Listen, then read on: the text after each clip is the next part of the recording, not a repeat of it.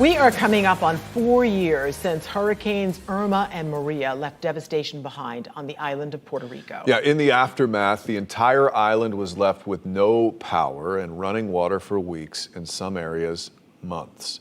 So in our Global to Local series, News 6's Carolina Cardona tells us how far the Puerto Rican community has come along in its recovery. Carolina, the federal government announced a couple months ago $8.2 billion in funds for Puerto Rico following Hurricane Maria.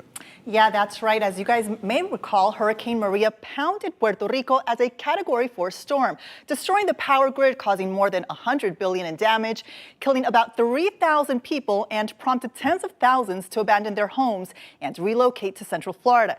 You might remember back in November of 2017, lines at a job fair wrapped around the building. Now with this new funding, there's some hope for a better future on the island. It's been almost 4 years now since the storm passed. I'll never be the same, you know. I just hope people don't forget that 3,000 people died. September 20th, 2017 is a day Mario Rosa still struggles with. Maria was our Katrina. Maria was our Andrew. I've talked with people that went through Andrew. They still get PTSD from it. Hurricane Maria made landfall in Puerto Rico as a Category 4, leaving the entire island blacked out for days, weeks, and in some places, months. The memories are still vivid and painful for Mario and Freddy Agrait.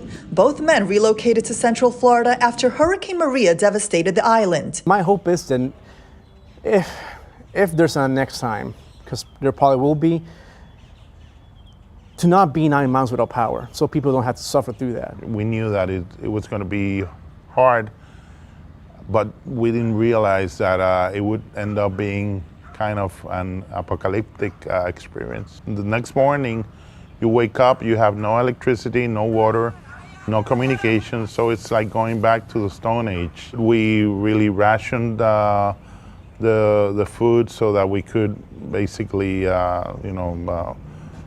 survive. In its latest effort to support the island's recovery, the Biden administration released $8.2 billion through the Department of Housing and Urban Development. This award, which we recently executed for $8.2 billion, and then there are additional funds that they'll be able to access for infrastructure and for the electrical grid. Funding, the federal government says, is intended to protect Puerto Rico against future natural disasters. That's going to be a great help for Puerto Rico. You know, still to this day, there's still people with blue tarps in their roofs.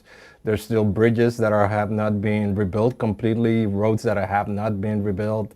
Dr. Fernando Rivera, director of the Puerto Rican Research Hub at UCF, is working on a study to learn how prepared Osceola and Orange counties were following the migration of more than 130,000 Puerto Ricans to the mainland after Hurricane Maria. About 55,000 arrived in Central Florida. Eventually, a lot of people that came after Hurricane Maria went back to the island, but they came back to the island to the reality of earthquakes, to the reality of COVID-19. Rivera says the earthquakes in January 2020 and the island's ongoing financial crisis have also slowed down the recovery process.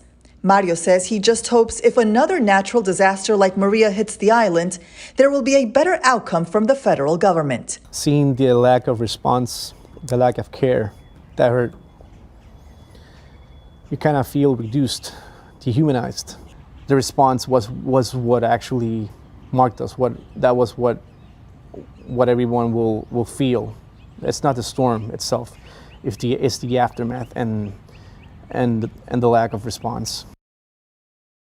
Puerto Rico's reconstruction has faced a slow recovery following the devastation of Maria, partly due to spending restrictions placed by the previous director for the Department of Housing and Urban Development.